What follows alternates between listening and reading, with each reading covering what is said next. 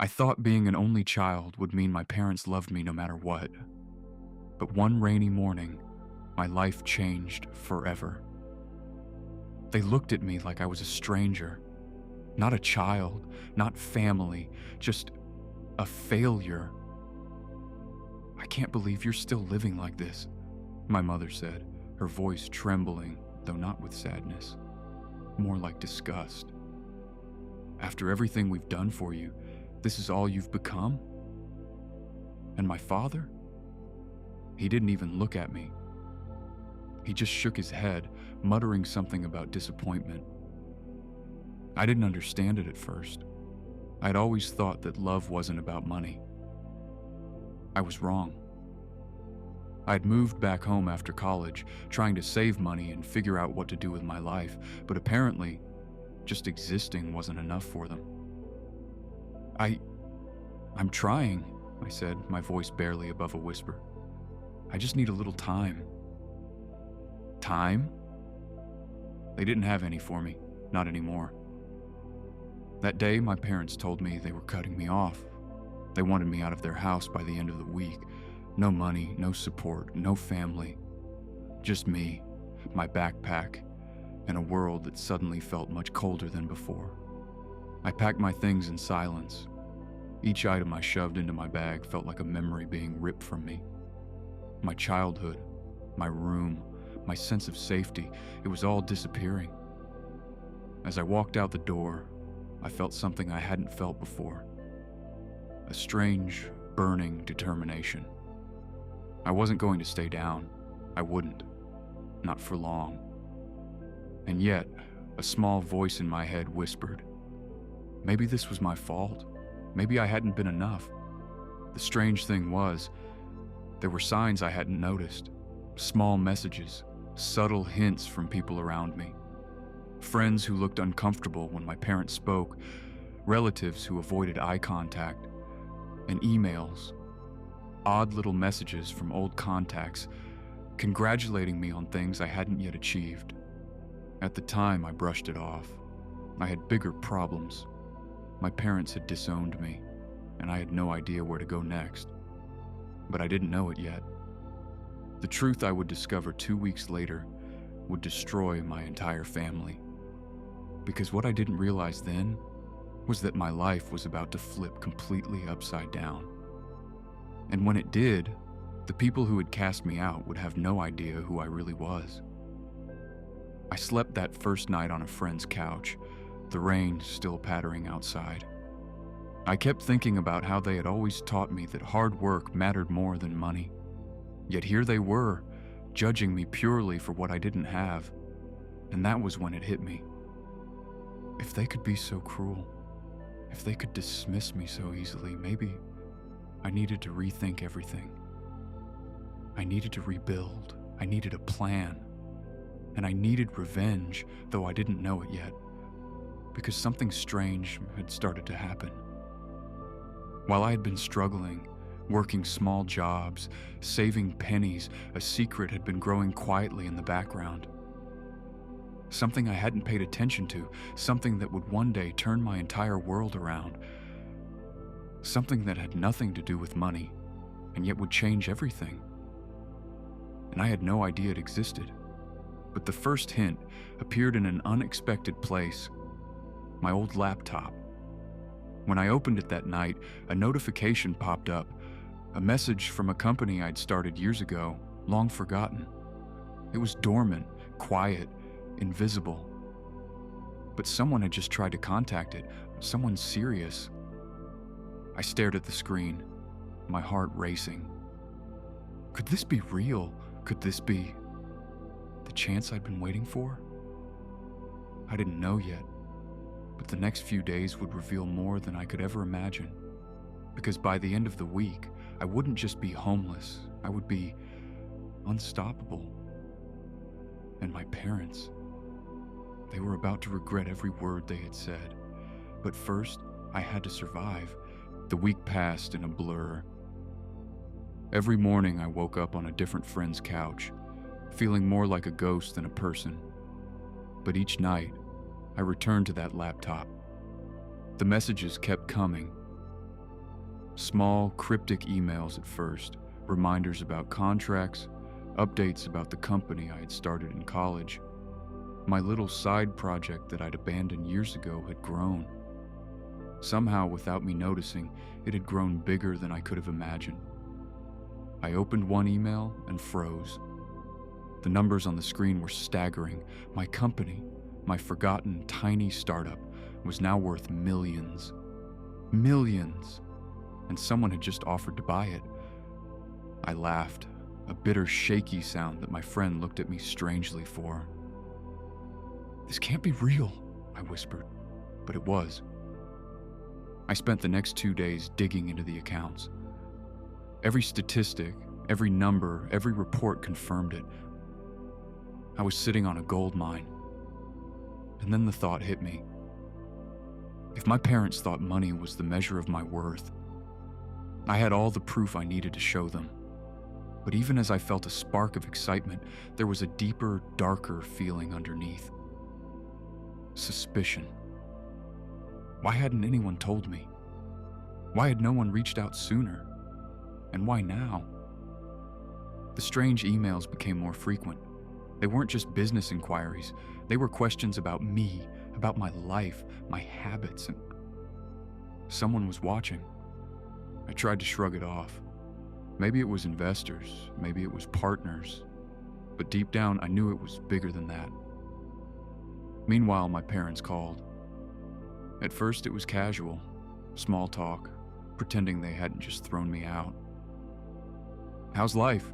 my mother asked, her voice too cheerful, too fake. But then came the subtle digs. Comments about my apartment, my car, my wardrobe, my bank account. I realized they were testing me. They wanted to see if I was still nothing. I kept my cool.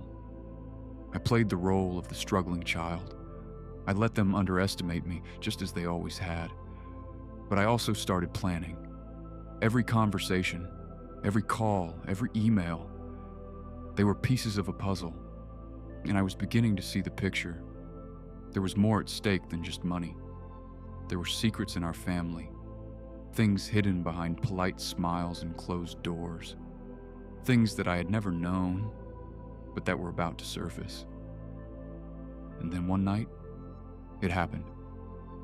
A knock at the door. I wasn't expecting anyone. I opened it slowly. The courier handed me a small envelope, no return address. Inside was a single USB drive. Attached to it, a note in elegant handwriting. "Your parents didn't tell you everything. This will explain why." My hands shook as I held it. I felt a rush of fear, excitement, and anger all at once. I didn't know what was on that drive, but I knew one thing. My life was about to change again. And that was the moment everything changed, because when I plugged it in, the files I found would make me realize just how wrong I had been about my family, about loyalty, and about who really mattered. The first file opened, and my heart stopped. The screen blinked to life, and the first file was a video. My parents, my mother and father, speaking in hushed tones, but the camera was hidden somewhere in our house. My stomach twisted. "I can't believe it's gotten this far," my mother whispered, her voice trembling. "He has no idea." "No idea about what?" my father replied, irritation in his tone. "He's still useless, living in that tiny apartment. He doesn't deserve to know anything about the company yet." The word company made my blood run cold. They were talking about me, my startup, my life, my future, and they had been watching, planning, scheming. I felt a surge of anger so sharp, it made my vision blur. Every insult, every disapproval, every moment they had ever made me feel worthless, this explained it.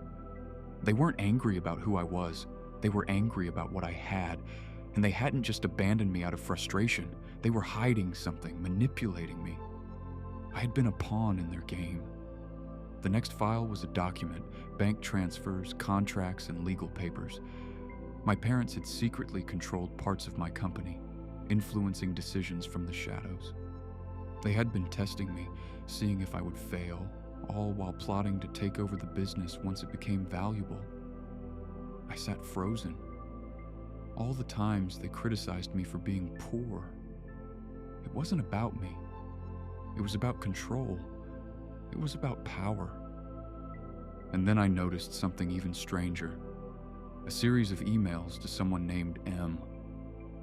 It seemed they had been planning to sell my company without telling me, quietly moving money and assets into accounts I couldn't access. My hands shook as I realized the stakes. They weren't just cruel, they were dangerous. I had to act fast. Over the next days, I began secretly contacting my investors, lawyers, and old colleagues. I needed to secure my company before they could make a move. Every call, every email, every meeting felt like a game of chess, and I had finally learned to play. Meanwhile, my parents' messages increased. They acted like everything was normal, asking about my job search, my life plans, their words dripping with fake concern. But I had seen the truth. I had the files, the proof, and the knowledge of their betrayal. I was no longer a powerless child, and yet, a part of me couldn't shake the fear. How far would they go to keep their control? Then one night, I got a mysterious call from a number I didn't recognize. The voice on the other end was calm, almost cold. "They know you have the files," the person said. "You're in danger. Be careful." Before I could ask who they were, the line went dead. I stared at the phone, my heart racing. They knew. Someone had tipped them off. And that's when the first real threat appeared. My apartment door had been slightly ajar. Nothing was missing, but the lock had clearly been tampered with. I realized then that this was bigger than money. It was about control, secrets, and family betrayal. And worse, what I discovered next would make me question everything I thought I knew about my parents. The next morning, I decided to confront them. Carefully, strategically. I wasn't going to let them intimidate me any longer. I showed up at their house, carrying nothing but the USB drive and a calm exterior. Inside, everything was eerily normal. The smell of fresh bread, the hum of the refrigerator, their smiles hiding nothing. "I just wanted to talk," I said, "about everything." My mother's eyes narrowed, my father's jaw tightened. "About what?" my father asked, his voice laced with fake calm. I placed the USB drive on the table. "I know about the company, about everything, about the plans you had for me." There was a pause, then suddenly my mother laughed, but it wasn't a happy laugh. It was sharp, almost manic. "You don't know anything," she said. "You have no idea what we've done, what you've inherited, what you've lost." I swallowed my fear. "Try me." And then they started. Stories I had never heard, secrets buried for years. My parents had fought tooth and nail to build the company before I was even aware of it. Every mistake they blamed me for. Lies to cover up the truth. Every argument, every disapproval, a test or a manipulation to see if I was capable of more than I realized. I felt my world twist. My anger battled with confusion. My love for them, buried deep, clashed with the hatred I felt for their betrayal. "You were supposed to fail," my father said, his eyes dark. "We needed to know if you could survive without us, if you were worthy of the legacy we built." I couldn't speak. My hands shook. My throat tightened. Worthy? They had disowned me for being poor, yet had been secretly building me up all along. "And the truth," my mother said, leaning forward, "is that you already own the company. But we didn't think you were ready to handle it. Not yet. That's why we pushed you away." I stared. My mind refused to process it. I had been fighting to prove myself to them, thinking I was powerless when the power was mine all along. And that's when I noticed it, a hidden camera, A mirror in the corner, faint wires running along the wall. They hadn't just tested me emotionally. They had monitored everything. Every reaction, every decision, every failure. I felt sick. My life had been manipulated from the start. And yet, beneath the betrayal, beneath the anger, I realized I finally had the ultimate leverage. I was no longer a child, no longer powerless. But the question now was, how far would I go? Because my parents, they were still dangerous, and what I discovered next would push me to the edge and change our family forever. I spent the next few days planning. Every move had to be perfect. My parents were clever, manipulative, and ruthless. They had underestimated me once. They wouldn't make the same mistake again. I started by securing my assets. I changed passwords, rerouted company emails, and contacted lawyers to make sure nothing could be taken from me. Every document I touched was proof of my ownership, every signature legally binding. I had to be untouchable. But the hardest part wasn't the company, it was facing them again.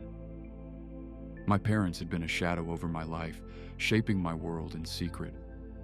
And now, knowing the truth, I realized how twisted it had all been. One evening, I decided to confront them with evidence. I went back to their house. The air was thick with tension, and I could see in their eyes that they were expecting something. I smiled, calm, controlled. "I've secured everything," I said. "The company is mine, all of it, and I know what you planned." My mother's face paled slightly.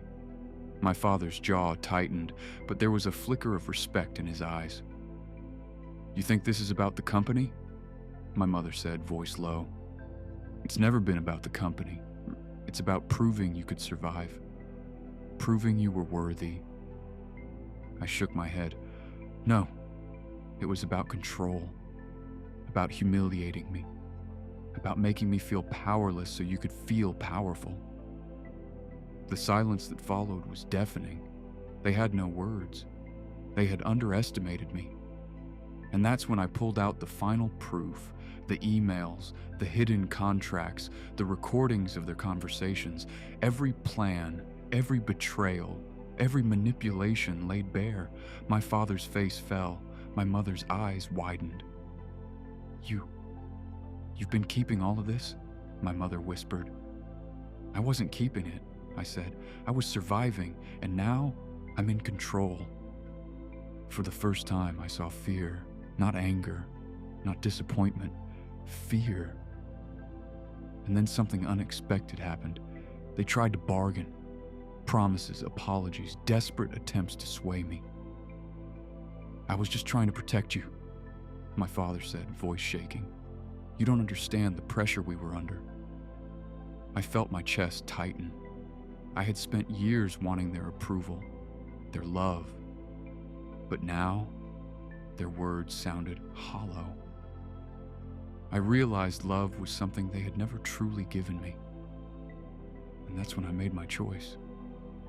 I would forgive them, maybe someday. But not now. Not before they understood the consequences of their actions. I handed them the USB drive. "You get one chance to be honest," I said. "Tell me everything, or I'll make sure the world knows what you did." The next hour was a confession. Everything spilled out. The secrets, the manipulation, the hidden agendas. Every lie I had believed about myself shattered. And then I realized something terrifying. They hadn't stopped at the company. They had done this with other people, other assets, other lives. Their ambition was endless. I left that night knowing two things. One, I had finally claimed my power. And two, the real danger was just beginning. Because the more I uncovered, the more I realized their network, their influence was massive. And if I wanted true freedom, I would have to outsmart them completely. The days that followed were chaotic. I became obsessed, working late nights to untangle the web my parents had spun. Emails, contracts, hidden accounts.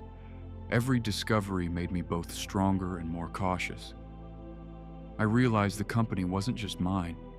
It was theirs too, in a twisted way. They had built it with me as the puppet, and now I had to turn the tables. Then came the threats. Subtle at first, emails from unknown addresses, strange cars parked near my apartment, whispers when I walked down the street. But I didn't panic. I had learned to read the signs. I contacted trusted friends, lawyers, and even former employees. Each person I spoke with added pieces to the puzzle, revealing the extent of my parents' manipulations. They had influence everywhere. Clients, investors, even board members. And then it happened. My mother called late at night, her voice trembling.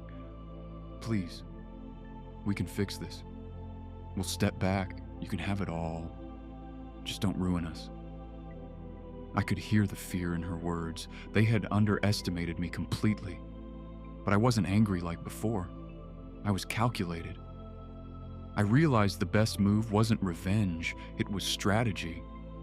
I had to make them understand I was no longer a pawn. I was the player. Over the next few weeks, I executed my plan. I secured every contract, every asset, and every piece of communication. I made sure that nothing could be used against me. Then I sent a message, a single, clear warning. I know everything. Step back or lose everything. The day of the final confrontation arrived like a storm I had been anticipating for years. I woke up early, my mind buzzing with strategy, planning every word I would say, every move I would make. I wasn't approaching this as the child who had been humiliated, abandoned, and underestimated. I was approaching it as someone who held all the cards. I called my parents to their office, under the guise of a family meeting. But this wasn't casual chit-chat. This was the reckoning they had never expected. I arrived, calm and collected, carrying nothing but the USB drive and my unwavering confidence. I had rehearsed my words countless times, but even I couldn't anticipate the weight of standing face to face with the people who had spent my entire life undermining me. When they entered, I noticed the subtle signs, the slight twitch in my mother's hand, the forced composure in my father's stride, the tension that draped over them like a heavy fog. They had been used to controlling me, to reading me like an open book, but this time the roles had reversed. I sat across from them, and for a moment, the room was silent. I let it stretch, a long, heavy pause that made the air feel tight. Then I spoke, slowly, deliberately. "We need to talk," I said, my voice steady, "about everything, about the lies, about the manipulation, about the betrayal." My mother's face flickered with surprise, though she quickly masked it with a practiced smile. My father's jaw tightened, but I noticed a flicker of unease in his eyes, something I had never seen before. They had underestimated me, as they always did. "I know everything," I said, leaning slightly forward. "The manipulation, the hidden accounts, the plans to take over my company behind my back, every single word, every single action. I've seen it all." The air was thick with tension. My mother's hand shook slightly as she set a glass of water down on the table. My father didn't interrupt, but his silence was louder than any words. "You think this is about money?" I continued. "It's not. It's about power. It's about control. And you've underestimated me for the last time." I revealed everything I had done over the past weeks, how I had secured the company, ensured no one could manipulate me, and gained complete legal and operational control. I showed them the documents, the contracts, the recordings. Every attempt to control me had been neutralized.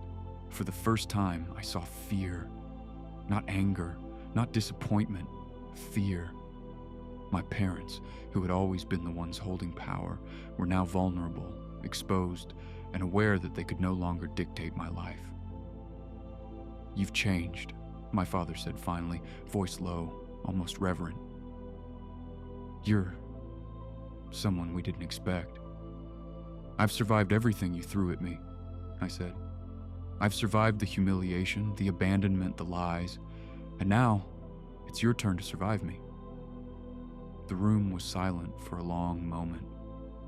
Then my mother tried to bargain. "We can fix this. We'll step back. You can have everything, just don't ruin us." I felt a strange mix of emotions: triumph, disbelief, anger, and a faint twinge of sadness. Their desperation was palpable, and for the first time I understood the true weight of power. The powerless child they had cast aside had returned, not broken, but stronger, sharper, and unyielding. I didn't respond immediately. I let the silence linger, letting them squirm under the weight of what they had done. Then slowly I said, "I don't want to ruin you. I want you to understand. I want you to know that the game has changed. I am no longer your pawn." For hours they confessed everything, every secret, every plan, every hidden agenda. The full extent of their manipulation poured out, shattering every memory I had of my childhood. Every failure they had blamed on me had been their test. Every harsh word, every rejection, every scorn had been a calculated move in a game they assumed I would never see. And yet, beneath the betrayal, I felt something else: clarity. I realized that my victory wasn't just about reclaiming the company, it was about reclaiming myself, my dignity, and my sense of reality. They had tried to control me, but they had failed. As I left the room that evening, a strange calm settled over me. I had won, yes, but the aftermath, the emotional wreckage, the understanding of what it meant to be free, that journey was only beginning. And somewhere deep down, I knew there was still one revelation left, one truth hidden in the shadows, waiting to fully unravel my world. Weeks passed, and I began to assert complete control over the company. Meetings, investor calls, and strategic decisions consumed my days. Employees respected my leadership. Investors were impressed by my decisiveness, and slowly, the business that had once been a small, forgotten startup flourished under my guidance. But even amid success, I felt the lingering tension of unfinished business. My parents' confessions had revealed much, but they had hinted at one last secret, something they had never fully disclosed. The curiosity gnawed at me. I needed closure. One evening I returned to their house, not as a child seeking approval, but as a leader commanding authority. I asked them to sit down, insisting on total honesty, on finality. My father looked weary, my mother cautious, but both understood that this wasn't a negotiation. It was a reckoning. "There's one more thing," my father said finally after a long pause. "Something you weren't supposed to discover yet." My heart raced. I leaned forward, every muscle tense. He handed me an envelope. Inside were legal documents, trust papers, stock ownership forms, and signed letters, all proving that part of the company's original foundation had been intentionally set aside for me. Hidden, dormant, waiting for the right moment. They had protected it, not from failure, but to ensure I would one day claim it fully when I was ready. "You were always meant to own this," my mother said softly, tears brimming in her eyes.